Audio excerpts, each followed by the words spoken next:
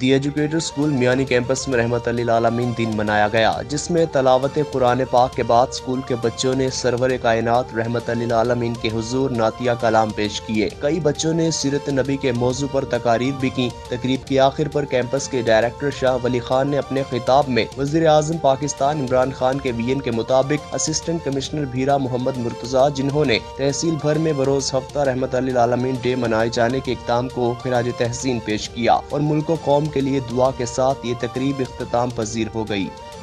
کریم صلی اللہ علیہ وسلم کی سیرت میں چلنے کی توفیق عطا فرمائے۔ تو میں یہ دو قطعات ہیں، رباعیاں ہیں، ان پہ اپنا اختتام کروں گا۔ نشان نور کم تھا اور ظلمت کا بسیرا تھا کہ دنیا کے افق پر دفعتاً سیلاب نور آ گیا۔ جہاں کفر و باطل میں صداقت، جہانے کفر و باطل میں صداقت کا ظہور آیا۔ حقیقت کی خبر دینے بشیر و نذیر آیا۔ شہنشاہ جس کے قدم چومے، شہنشاہ نے جس کے قدم چومے، وہ فقیر آیا۔ مبارک ہو زمانے کو ختم المرسلین آیا۔